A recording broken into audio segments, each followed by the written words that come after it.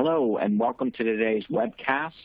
Today we will be talking about gaming and esports. The title of today's webcast is When Gaming Meets Finance, Best Practices to Ensure Scalability. Today we will be featuring Esports Engine, Holy Fire Games, and Deloitte, and we'll be discussing a few topics around the gaming and esports world. As we get into today's conversation, I will give you a little bit of background that you can hold on to for logistics and for everything that you need in terms of understanding how the webcast is going to be run today. But before I do that, I will introduce myself. My name is Evan Hebe. I'm an industry and partner marketing manager at Tipalti. Tipalti is a global leader in payables automation. We were founded about 11 years ago in 2010 with a mission to streamline and automate outbound payments. Today, we have grown to about 1,000 customers in size. We remit around $12 billion in payments worldwide. We transact in over 196 countries and 120 currencies, and we work with some of the leading gaming companies in the world, from Activision Blizzard to Twitch to AppLovin, Roblox, to Esports Engine and Holy Fire Games.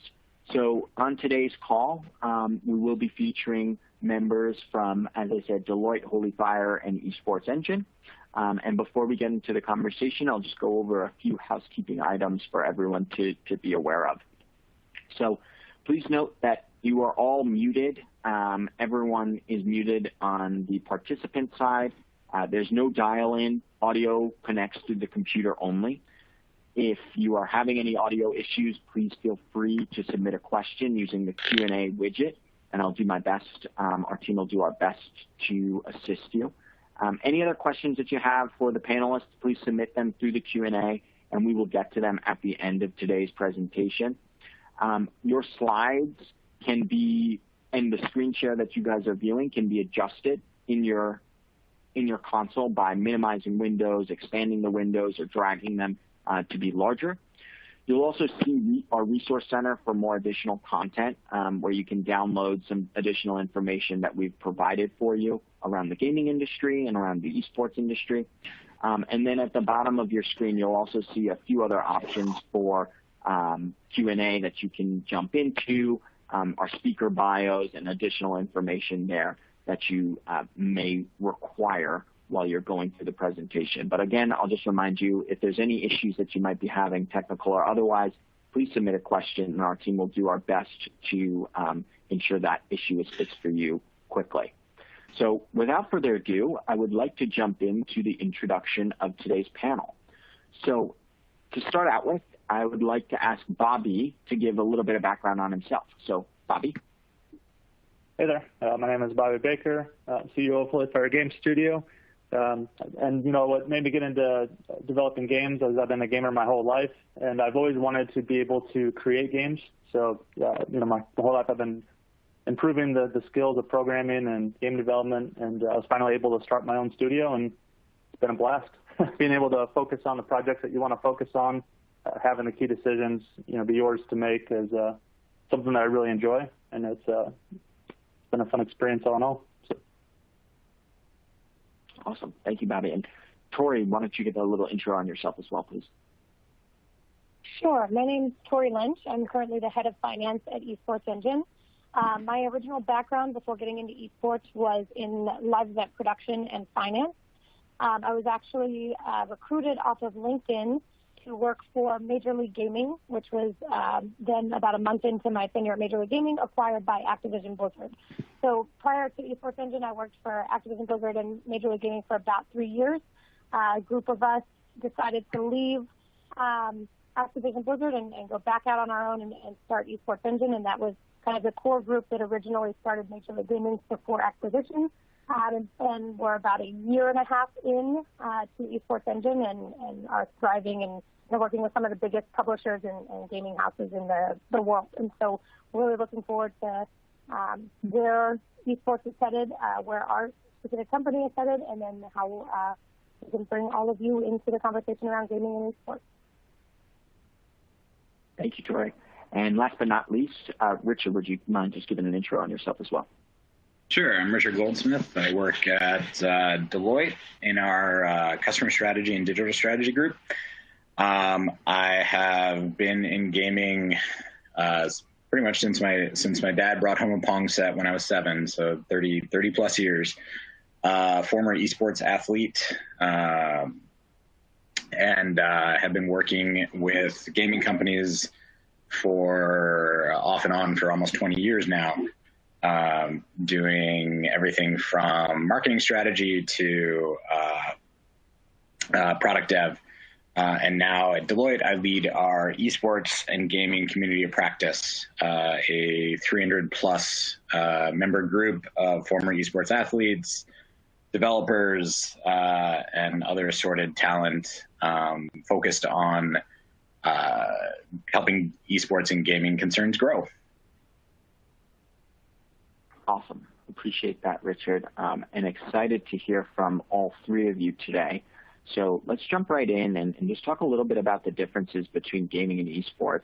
Richard, starting with you, can you please provide a little bit of background around what makes esports really unique from the wider gaming community?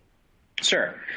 I mean, obviously gaming is huge. Esports is I would call it a subset of gaming focused on like actual professional competitive play. And obviously there are multiple levels of that professional play, but essentially it's like that's the key difference. You are competing in a ranked way, likely for prizes, often for other people's entertainment, whereas gaming has any number of degrees of multiplayer and single player, but generally you're not necessarily engaging in formal competition beyond just, having fun. And then, of course, there are team structures and a whole host of other ancillary frameworks and structures that are stood up to support esports that don't necessarily have to exist in the broader gaming world. Absolutely, yeah. That's a great background to get us started. So, Tori, you mentioned being on both sides of the fence, working for one of the biggest game publishers out there in Activision and Blizzard, and now being with the Esports Engine, focusing more on developing esports talent, focusing more on tournaments, focusing more on the agency type of work. Can you shed a little bit of light on how operations at Activision and Blizzard differs from how you operate today at Esports Engine? Sure. Yeah, when we were acquired by Activision Blizzard as Major League Gaming, that was kind of Activision's first foray into esports and really starting to dip their foot into the esports world. So from that perspective, the focus of the company was still really heavily on game publication. Esports was looked at as kind of the marketing arm of their games, ways to continue to drive engagement with the game or bring attention to the game at launch. And it wasn't really looked at as a money-making endeavor. It was just a course of business within Activision. That has since changed in the past, I would say, probably 2 to 3 years, with just the growth of esports just in that short time. Activision is obviously much more focused on esports with the Call of Duty League and the Overwatch League as their some of the main drivers of revenue. But the nice thing of when we branched out on Esports Engine is we were actually able to completely dedicate and focus our business on the business of esports and running tournaments and being operational partners, for example, with Halo and running all of their esports programming for their global tournaments. So it was, we were kind of in a silo in Activision Blizzard and just kind of a portion of the business, and the operations around Esports Engine is just strictly we are an esports business, and that's our main driving focus and what we push to continue to evolve every day. Yeah, 100%. I'm really excited to learn a little bit more about how that money is coming in for esports teams, which we'll talk about a little bit later, but definitely a lot of interesting revenue streams, a lot of different sponsorships, publications like you alluded to, that we'll get into in a moment here. But before we jump into some of that information, Bobby, since you run a development studio, how, if at all, are you involved with the esports world? And if you're not currently involved today, is that something that is on the Holy Fire roadmap to explore a little bit further?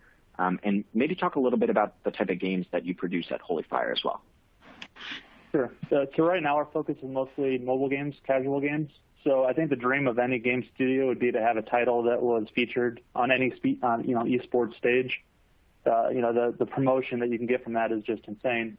So it would definitely be a dream of ours to have a game that was capable of supporting esports. But currently we focus more on the casual mobile games, so it's not really our forte right now. Gotcha. Makes sense. Okay, cool. So talking a little bit about how businesses are scaling, Tori, I wanted to go back to you a little bit to talk about how Esports Engine is scaling operations. And drawing again on kind of your background with Major League Gaming and with Activision Blizzard, from the early days of esports, how were companies scaling and making that more part of the mainstream? And I think there's a lot of room to go in terms of making esports part of the mainstream here in the Americas. But can you talk a little bit about how the branding or the marketing side of the house was affected in terms of getting esports off the map, or on the map rather? Sure. I guess, sorry, just to clarify your question a little bit more around the marketing side of the early days of esports and how we got into. Yeah, totally. So I was just sort of wanting to get a little bit of insight into the early days of Esports Engine itself and how you were able to kind of start that transition over from being at a company like Major League Gaming, Activision, Sure. And how that changed starting at esports. Sure. Yeah, that is actually it was a risk really to jump from a esports organization within a large publisher, one of the largest in the world, and then go and kind of branch back out into just esports specific business separate from that publisher. And one of the really great things, and this is kind of why we all decided to take this leap, is that some of the original founders of Major League Gaming, Sundance Giovanni and Mike Sepso, are actually still involved in Esports Engine. They're part of Zindex, which is our parent company, and helped us launch Esports Engine as we left Activision Blizzard. So, the original godfathers of esports, if you will, were still involved in our process of moving away from a publisher and kind of branching out. One of our main motivations behind doing that is when you're under the esports arm of a publisher, you're kind of restricted to producing esports related to games that publisher owns and the games that publisher produces. So we've branched out and wanted to go back out and get back into the grassroots esports games that we kind of started back in Major League Gaming. One of the biggest Major League Gaming and combinations or collaborations was with Halo, and that was just a huge thing that we wanted to continue to do. And so that was actually one of our first clients that we signed about a month and a half into starting Esports Engine, was being signed back on as Halo's global management partner for their esports program. So, it was a little bit of a risk to do what we did, but that was kind of following the footsteps of the original godfathers of esports and going in this new direction and branching off is really kind of a no-brainer for those of us that left Activision Blizzard to form Esports Engine. Yeah, absolutely. And that's some really good background on, especially for people that are kind of just starting up their businesses, whether it's directly in esports or as a publisher. But one other question for you, Tori, is around the implications of scaling globally. Was that always a vision at Esports Engine to be a global company, or did you target a couple of markets specifically before thinking about the entire international landscape? How did that factor into your guys' strategy at Esports Engine? Sure. So of course, going big and wanting to be the best in the world at producing esports broadcast and production, that's been Sundance and Sepso's go-to since they started Major League Gaming. So it really, the goal was to be the best and biggest in the world, whether that was on day one when we were launching Esports Engine a year or 10 years from now. That was always the main goal. We launched our initial office in Columbus, Ohio, which actually seems like an odd place to have an office, but that was actually where our Major League Gaming event production office was located when we were under Activision Blizzard. So our core team was based in Ohio, and we launched that first first office there. We actually have since acquired a studio out in Burbank, California, that is now our Esports Engine California office. And we're in the process of opening a London studio within the next 6 to 9 months. So we're already within a year and a half going global because, esports is a global industry. We want to be the best and biggest in the world. That was always from day one the path forward. And it's actually surprisingly, even with the pandemic, is something that we're attaining within the first 2 years of business. For sure, yeah. And that's something that I wanted to have Richard talk about a little bit, is kind of the global nature of esports and gaming. So something that's come up a lot and is apparent across the gaming industry is that in the USA, at least, gaming and esports isn't really part of the mainstream. And Richard, I wanted to ask you, how can esports make that jump from the niche to the mainstream in the US? And can you talk about how a game like Overwatch, for example, could help steer that industry more into the mainstream in the US, and maybe talking a little bit about how internationally esports was able to kind of come into the mainstream more easily. There's a lot to unpack there. So internationally, esports hasn't had nearly as much trouble as I think it has in the US. Like, there have been sold out 50, 60,000 seat stadiums in South Korea since the StarCraft days. I mean, esports is well established in Southeast Asia, China, even South America, and to a certain extent Russia. But where the U.S., obviously there's a lot of disposable income. It's where a lot of the sponsorship dollars are focused, though obviously that's changing. With the emergence of China as an enormous economy, you see that in a lot of the luxury brand sponsorships that we've been seeing, like Louis Vuitton, Gucci, et cetera. Like, those are not U.S. focused sponsorships. They're very much focused on getting in front of Chinese and Southeast Asian audiences. But in the U.S., we've started to see a little bit of experimentation. A lot of brands have esports in what I would call experimental media budgets. They're smaller buckets of dollars that are reserved for media sponsorships, content sponsorships that, they're either going to be a pet project or something that somebody wants to try out and see what kind of impact they have on the business. Over the pandemic, I think there was a lot of hope that you'd see more scale with esports. Certainly, we saw more scale in the hours of esports content consumed, and gaming content consumed in general. But we didn't see like that sea change or exponential change in the number of people who would consider themselves esports fans, despite esports starting to show up on ESPN, iRacing being a big component of like the NASCAR and racing scene, while they can't hold events, things like that. So like and I think the U.S. market is an interesting one in that, like, we have been trained to enjoy sports in a very specific way. So when we look at esports, and if you haven't been part of those games, like football is a tough game to glom onto and understand, but in comparison to trying to figure out what's happening on screen in Overwatch, if you've never played it, it's actually relatively easy, because like Overwatch has a lot going on at any given time.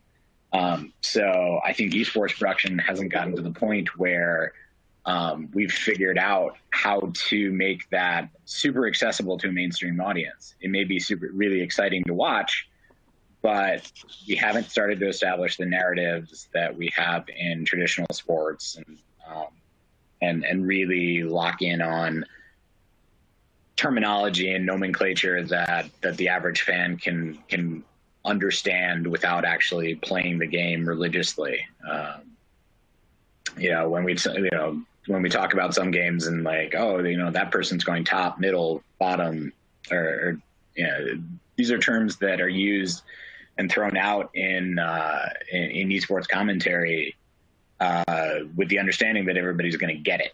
And the reality is the vast majority of people haven't played these games, not to the degree that you need to understand them. So I think we have to get to a point of sophistication in those broadcasts and figure out how do we capture the mainstream imagination and excitement of watching those broadcasts the same way that we've done sports over the last probably 60, 80 years. Mm-hmm. Yeah, I definitely see that. It's an area that just hasn't risen in as much popularity in the U.S. And I think you make a lot of strong points there around just not knowing the game really well. I have my family is a first-generation American, so my dad is from Israel, and getting to explain to him how football works is hard enough. So getting to explain to him how Overwatch works would be a whole nother story. So I can totally see that there's a gap in kind of the learning there that a lot of U.S. people are either not invested in or need to invest more time in to kind of get that level of expertise and understanding of the games. So, Bobby, I wanted to shift gears a little bit here and ask you a little bit about your model, your revenue model at Holy Fire a little bit. So if folks on the call know Holy Fire Games, you guys have a free-to-play model. Can you talk a little bit about how using PlayFab and what PlayFab is factors into your free-to-play model and why you guys are doing that? Sure. So one of the things that we want to focus on as a company is being free to play so that our games are accessible to everyone without any paywalls or barriers. But we also want to make sure that our games aren't pay to win. It's just a personal preference of myself and probably all gamers is that nobody enjoys trying to compete in a game or play a game if somebody can just come in and throw $50 or $100 down and take the number one spot. It just takes away all the fun. So we want to be free to play and not pay to win. So the challenge with that is how do you monetize?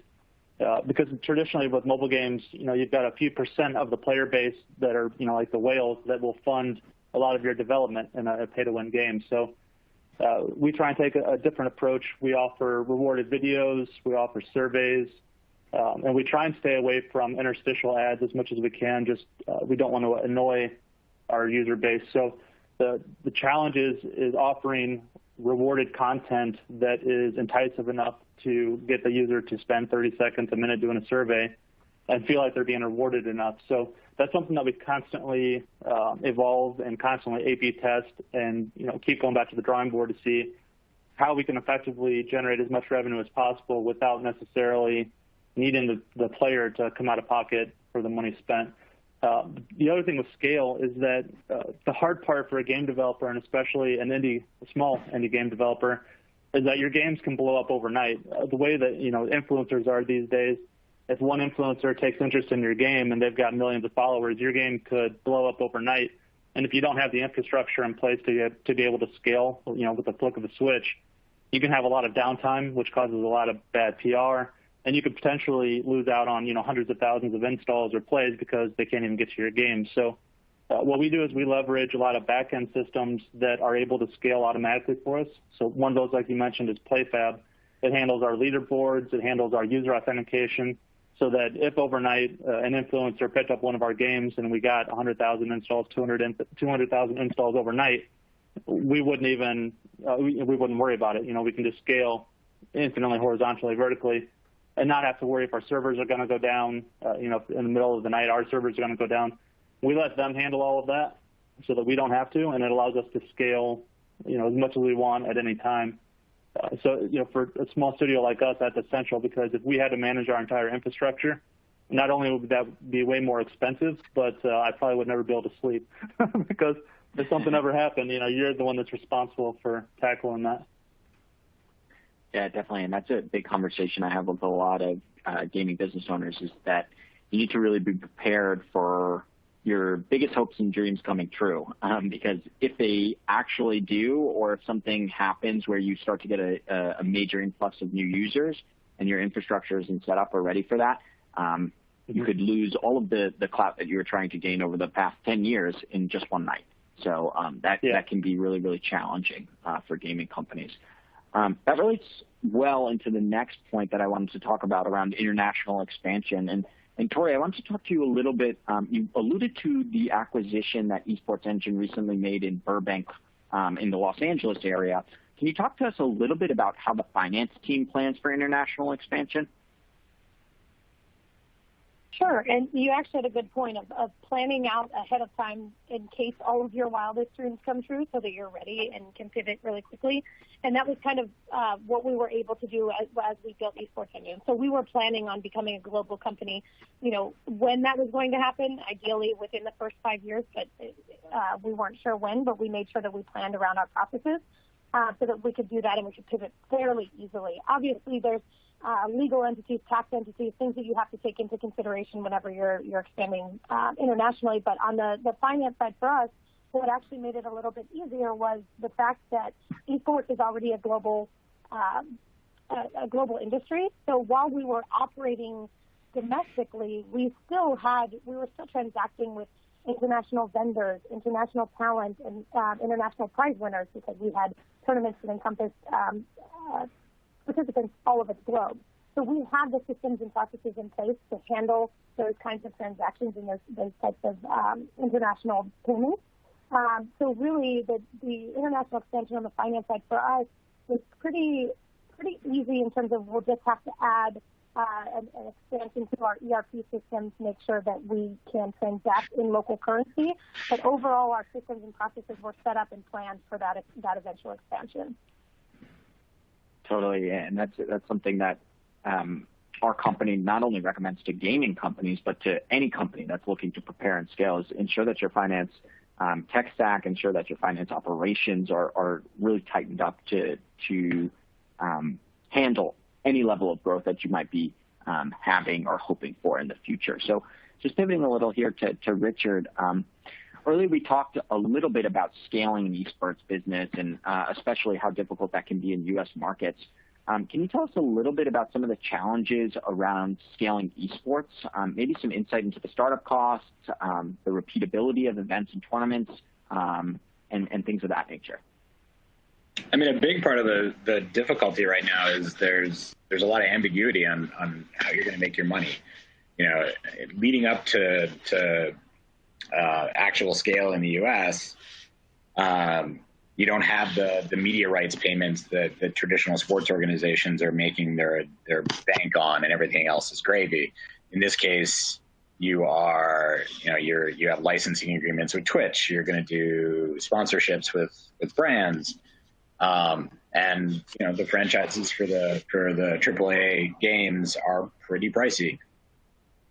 So some of the challenges that you're running into is figuring out where is my space going to be? What's my broadcast infrastructure? What are the costs of producing content, the talent costs? Like, there's a lot that goes into it, and then you've got a lot of unknowns. If you're looking at a franchise, it's how is the local market going to support you? Because like those ticket sales, merchandising, jerseys, et cetera, are all critical elements of your revenue stream to try to drive return on the investment in that franchise. And then you have a long list of teams, everything from 100 Thieves to Team Liquid, like people that don't necessarily own franchises, but they field teams across games. So, and all of them have to be, right now, in the current environment, they have to be very scrappy and figure out a highly diverse mix of revenue, even as their costs tend to keep going up because there's more competition for talent. There's more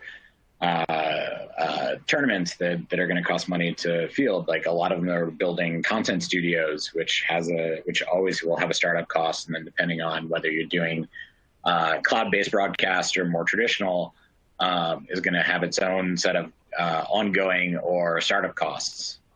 So there's not really a short answer to that one. Yeah, and we see that too across the board in other industries, is creating multiple streams of revenue to really protect yourself and secure yourself for long-term growth. it's kind of the same thing here in esports. You can't really just rely on tournament wins to propel your company forward. You need to have a whole host of other revenue streams where you guys are making money on a more consistent basis. So we'll get into that in a moment. But before we do that, I wanted to ask Bobby a little bit about how you launch a game internationally. And Tori, if you have some thoughts here, feel free to chime in after Bobby. But can you talk a little bit about how you launch titles at Holy Fire, and if you're always taking an international first approach, or if you launch it more domestically first, or if there's any insight you could provide there?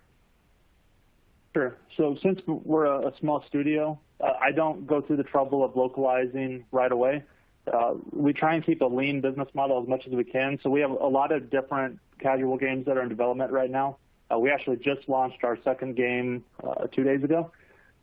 And we focus on the hyper-casual games. So our strategy is that we try and release as many games as we can as quickly as we can, and test in the tier 1, tier 2 markets where the majority of users speak English. And then if we see that a game takes off, then that's when we'll spend more time on it, develop out the localization for other markets. The other markets are massive, so you want to take advantage of that.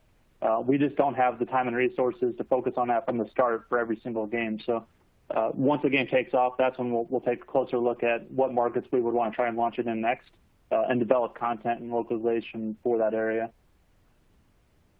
Makes sense. Yeah, trying it out before putting all your marbles into one basket. And, right. Making sure that you have a hit before you spend all the time and resources trying to make it a hit. So right. Great.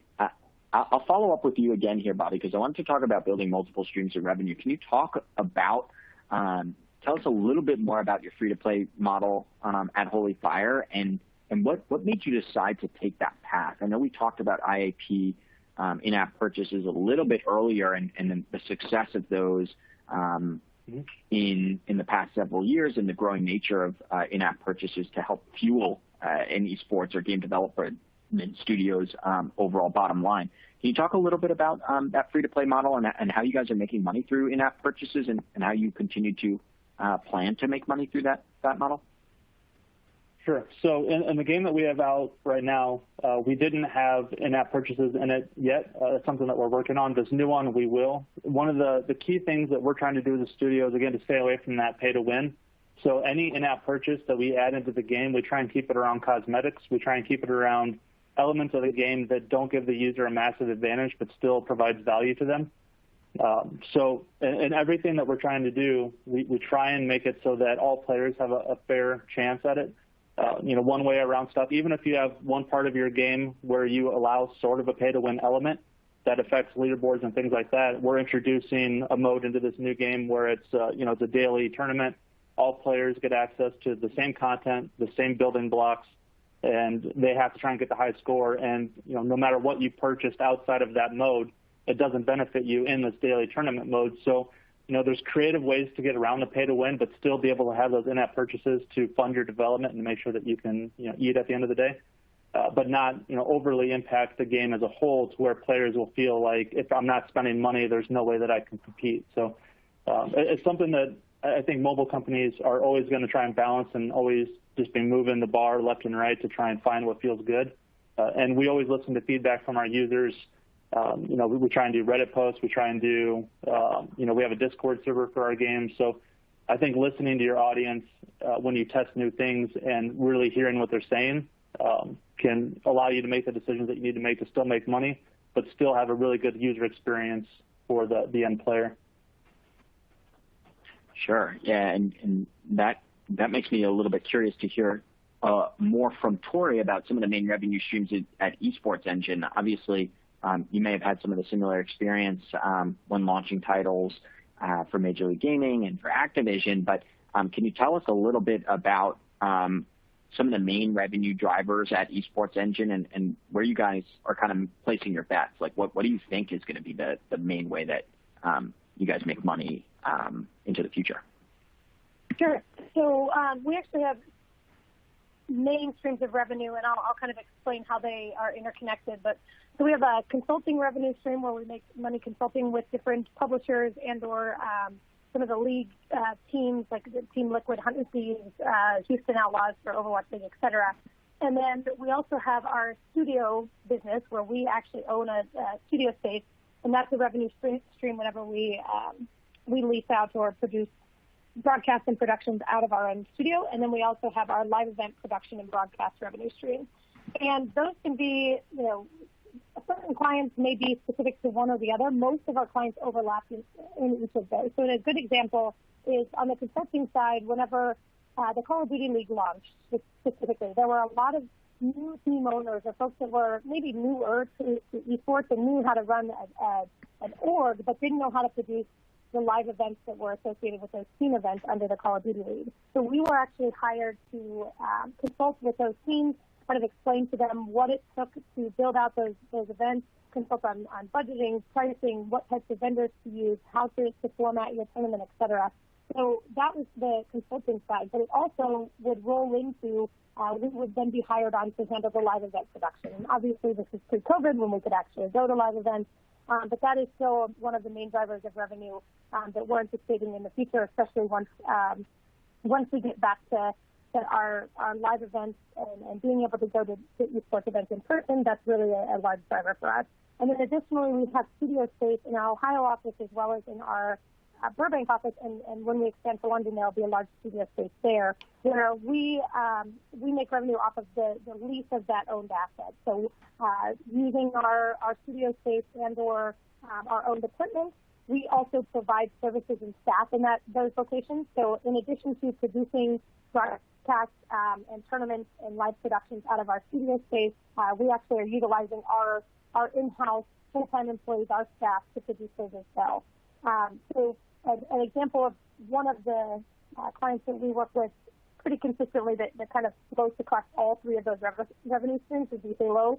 As their global management partner for their esports program, we consult with them, and we have been consulting with them for a year and a half. As some people know, their game has been pushed back. Obviously, COVID has also pushed back the start of their launch of their HCS programming. But in that time, we've been consulting with them and building out their program. From competition operations, building out the tournament structure, rule books, to broadcast operations, run of show, live events, actual physical production, so the building of the stage, design elements of the staging, all the way to the graphics integration and graphics packages. All of those things are encompassed with those live events, and we can do those in studio or whenever we're traveling to arenas and locations around the country. So those are where we can kind of, you see that Halo kind of flows through the revenue streams. I think in terms of the future of esports, I think the more that we grow in this industry, the consulting will probably die out a little bit more because it'll be more familiarized, and there'll be people in the industry that are incredibly informed, and we won't need to be kind of the experts in the room. And I say experts in the room just because with the base of our staff being the original team from Major League Gaming, we have esports professionals that have been in this industry for over 20 years. So eventually, I think it's really we're going to push to the utilization of our studio spaces. Obviously, broadcast and content is huge, so being able to rent those and utilize our space is going to be a main driver of our revenue. And then obviously, everyone wanting to get back to some sense of normalcy, go and see live esports, and be back in the arena with the live programming. I'm hopeful that that's going to continue to just increase in frequency as we kind of come out of a post-pandemic world. Yeah, and it sounds like the team at Esports Engine is an agency more than esports business in a lot of ways, and obviously that'll grow and change as you guys get bigger, as you dip your toe into different aspects of the gaming world. But yeah, it's really interesting to hear that you guys are kind of the leaders in the room, or the experts in the room, as you said, in terms of best strategies to kind of build out your esports team, and you're making recommendations to your clients as opposed to the other way around. So, Richard, there was one major revenue stream that I think deserves a little bit more unpacking, and that's around sponsorships with brands and publications. You alluded to some of those interesting sponsorships that we've seen in the past year with the likes of Louis Vuitton and others, but how are sponsorships making their way into the gaming world, and how are sponsors doing that most successfully?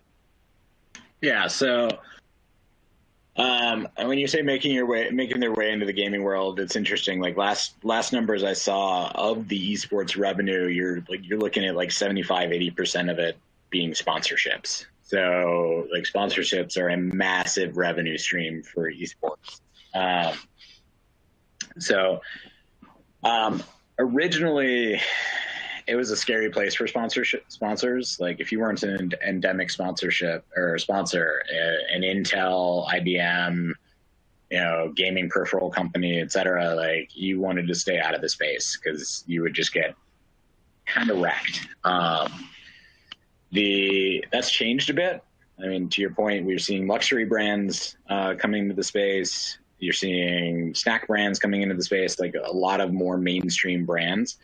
A lot of that's coming through media budgets, like I mentioned earlier, the experimentation buckets, which for some major Fortune 500s are very significant.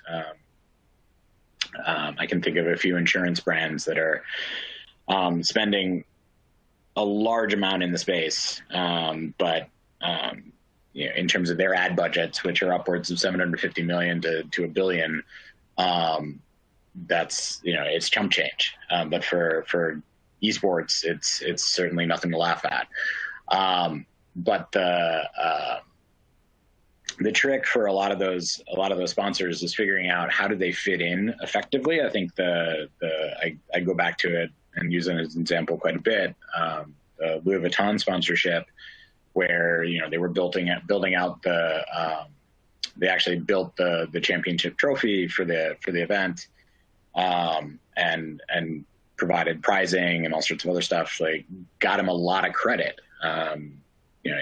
Like I mentioned earlier, it wasn't necessarily targeted at the U.S., but being able to think intelligently about how can your brand naturally fit in versus being an obnoxious bolt-on that is instantly meme-worthy instead of something that people look at as like you're providing value, you're understanding the space. Because when it comes down to it, the people that are consuming this content not only are rabid fans, and they will quickly reward the folks that seem to get it, and also just as quickly punish the people that are coming in without trying to understand the space. But for sponsors, like this is a really interesting opportunity, because the people that are consuming esports content, at least at the moment, are very difficult to target from an advertising and branding perspective. A lot of them are tech savvy, so they're using ad blockers. They don't consume mainstream media at a particularly high rate, so they are very difficult to reach with a traditional advertising budget. So sponsorships have become really intriguing, especially for established brands that are trying to essentially reestablish themselves with emerging consumers with disposable income. Right. Yeah, and I think we're starting to see that a little bit more, as you said, with more sponsors coming into the esports world, and it's just becoming more and more popular for whether it's a car brand or a fashion brand to be featured either in an actual game or to sort of relate themselves to the gaming world in another creative way. But yeah, I think you hit the nail on the head around authenticity being super critical for these companies. So that's a really crucial point, I think. Yeah. Well, and I think it's also Mm-hmm. I think to your point, it's also interesting. Like it varies by property too. Like Fortnite can get away with way more than Apex Legends, for example. Right. Just based on their player base and the brand they've essentially established. Definitely, yeah. And Fortnite has gone a little bit further than some of the other brands, and maybe has opened up the type of sponsorships for the rest of the gaming world. You see with like the Travis Scott type of concerts and things along those lines, doing innovative things and making it more acceptable across the industry to maybe do more types of unique sponsorships. So really appreciate that background there, Richard. So for our final topic today, because I definitely want to keep some time for questions, we're going to pivot and talk a little bit about financial literacy and payables directly. So starting with you, Bobby, can you talk a little bit around how equipped the gaming businesses are in general to handle like complex financial issues? Are you finding that that was something that you could handle out of the gate, or was there a learning curve involved there, at least for you at Holy Fire? For us personally, it was a learning experience. I think the biggest thing that the game developers have to juggle is the different net terms that you get paid for your advertising. Surveys are paid net 90.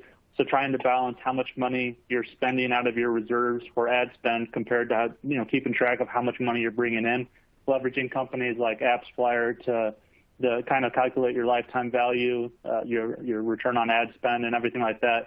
You have to keep really close eye on the numbers and make sure that you're not pushing out too much money, not seeing that money come back in 30, 60, 90 days.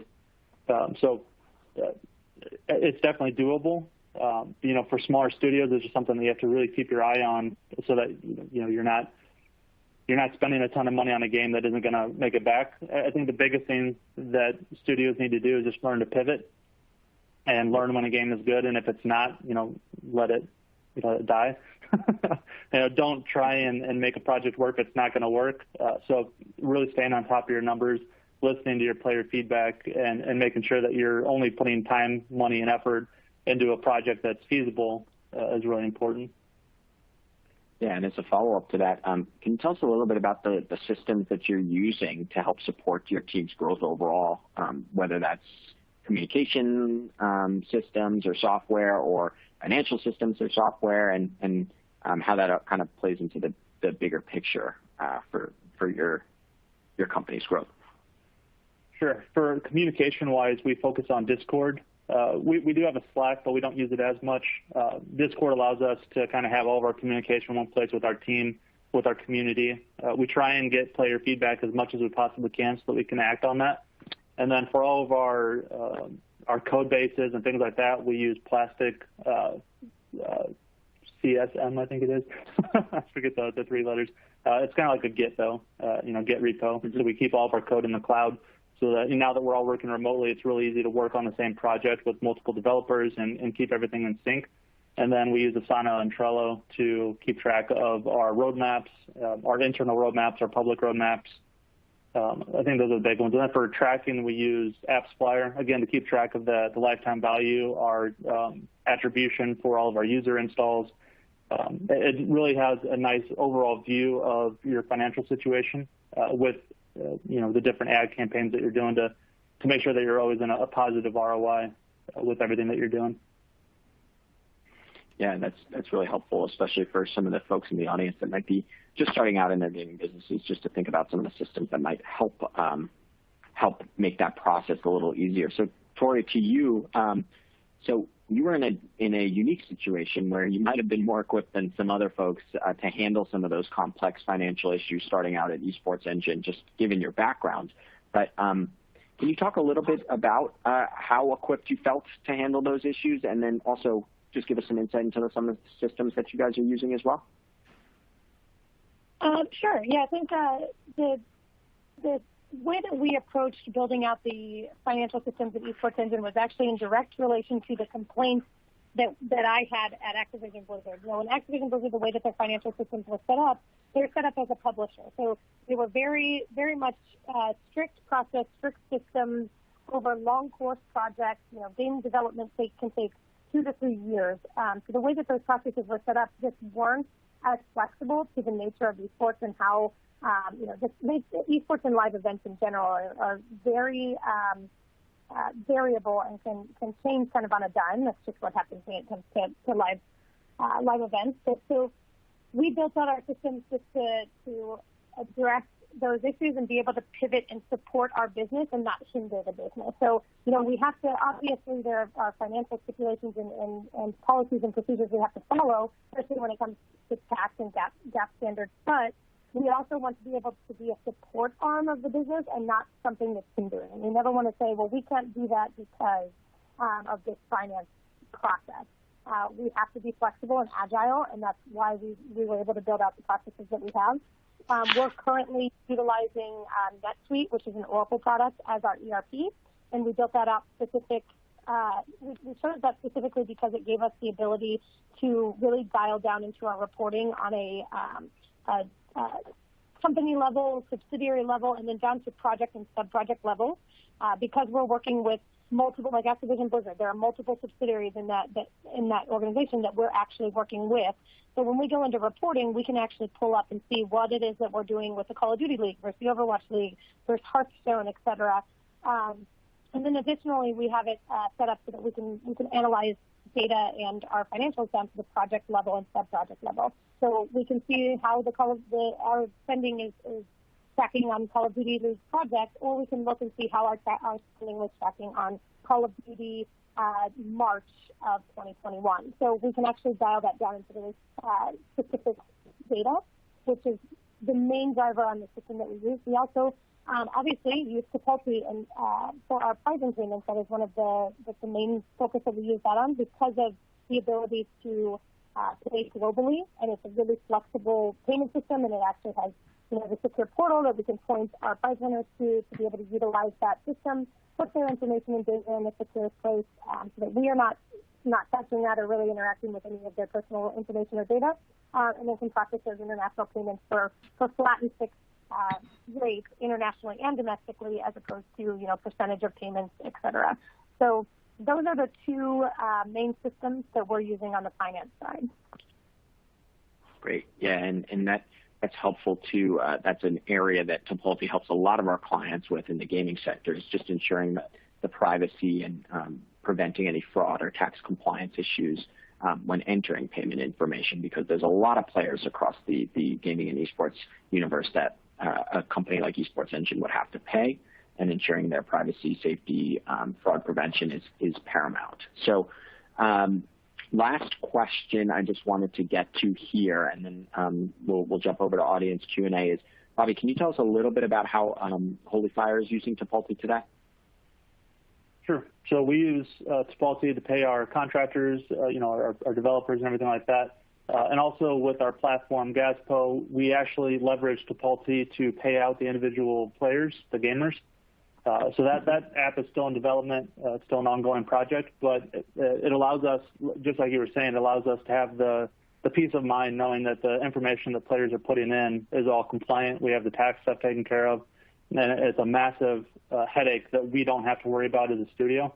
So whenever possible, we always try and leverage services and tools that take a massive amount off of our plate. So that way we know it's done right, it's done in compliant ways. So it allows us to pay out, again, the scale thing. If we overnight had 100,000 players come on, we would know that our payment system is solid. We integrated the iframe, so it's all inside our app, so it looks native. So it's a really slick process to go from a player to be set up for payment, and there's no involvement on our end to get everything up and going as far as when a player needs to be paid. Everything's done through the API, so it's really awesome. I appreciate that background, and it leads well into, I just wanted to go over Tipalti a little bit further. Tipalti actually is a Hebrew word that means we handled it, or I handled it. And basically everything that Bobby and Tori have outlined is exactly what we're trying to do for our customer base, is handle all of the payment issues that might occur, and you don't have to think about them. So we handle everything from the payee and vendor management side to tax compliance, invoicing, all the way through reconciliation and reporting. And so we basically can help be your system of record that manages outbound payments, manages all of the players that you need to play, manages all of the streamers that you need to play, the sponsorships that you need to pay, and can really help you do that in a tax compliant, fraud preventative way. So there's a lot that goes into the Tipalti system that really makes it a great solution for gamers. And I'll just highlight again some of our top customers: Twitch, AppLovin, Roblox, all using our payments engine to help manage their global payables operations and ensure that that's as automated and streamlined as possible. So if you have questions, you can feel free to reach out to me. My information is in the Resource Center, and we'd be happy to talk to you a little bit more about Tipalti. So moving on to Q&A, there was a couple of questions that came from the audience that I wanted to get to. The first one was for you, Bobby. And it is, do you need a gambling or lottery license to run drawings like your Gazpo.io? And what's the basis of the raw cash payouts to end users? And then if it's taxed, how is it taxed? Sure. So I'm not a lawyer. I'll preface it with that. We did go to a lawyer and get legal advice. As long as the prize that you're offering has no direct monetary value, or it's not a cash prize, they told us that we were okay. So in Gazpo, you win gems, and those gems can then be redeemed for cash. So as long as there's that indirect process, we were told that we were good to go. But if you want to do something like that, I would definitely advise on getting legal advice, just so you don't get yourself in trouble. And then as far as the raw cash payout to the end users, that would all be taxed on their end. So it would be an expense to the company. And again, I'm not a tax advisor. I'll preface it with that. But all the advice that we've gotten is that the end user, it would just be another revenue stream for them, so they would have to keep track of that. And that's where Tipalti, again, comes in really nice, is all of the tax compliance, all the tax documents and everything like that. We collect all the information. Well, they collect it, but we have it, all the tax information necessary to make sure that our records stay in order, and that if we ever needed to, we have a full financial log of everything that happened, rather than something using another system where you don't have all of that access or information accessible. Great, thank you, Bobby. And next question, I think this could be best suited for Tori, but anyone can chime in if they feel excited about it. But in terms of sourcing talent, how do individuals aspiring to enter the esports and gaming industry go about finding opportunities amongst the most popular or desired influencers that are in competition? Are there any go-to agencies for live event sportscasters, tournaments, hosts, et cetera, that people can find opportunities through? And maybe starting with you, Tori? Sure, and I guess since it's sourcing talent, I'm reading this question as someone wanting to be talent or wanting to engage talent. How are you translating this? I think I'm reading it more in terms of like finding talent potentially, but sure. Yeah, I mean, I'm reading that as being talent. Yeah, I read that. I thought that too. I guess I can go both ways. So in terms of sourcing talent, obviously, knowing and researching who's on Twitch and who are the biggest and best influencers, being able to most of the talent, if you're looking to source for any type of esports events, the talent that you want is going to have their contact information or their agency contact information on everything they do. So sourcing it is really not difficult if you can go about and find who you like and who fits the profile for the type of events that you want to do by just researching their content, watching their Twitch channel, and then you'll be able to find their contact information there. If you're aspiring to enter the industry as talent, the biggest recommendation is really just getting your content out there, getting on Twitch, pushing your user base, being engaged actively very regularly, not just occasionally, to start building up that user engagement and start getting eyeballs on your talent. There are go-to agencies that we use that are probably some of the best in the business. Character Select Agency is a big one.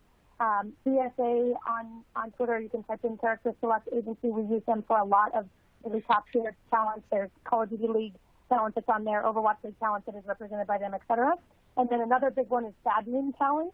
It was actually founded by a former coworker of mine at Activision Blizzard who managed talents internally at Activision Blizzard and then branched out on his own and formed his own industry or his own company agency around talent procurement. So they actually represent the Mavens and Mercs of the world from the Call of Duty League, as well as some really top-tier talent from other games as well. So reaching out and getting an agent in front of you or to see your content, but really you have to drive your content and get eyeballs on you on Twitter or Twitter.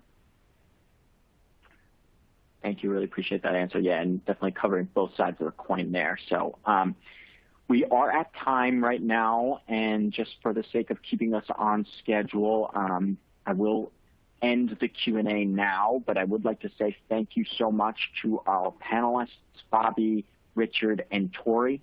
Really appreciate your advice and insight into today's conversation. And for the rest of the participants on today's webcast, thank you so much for joining. If you have any follow-up questions or want additional information, please feel free to reach out using the Resource Center directly to me, or feel free to reach out to the Tipalti team as you see fit. So thank you again, much appreciated, and have a great rest of your day.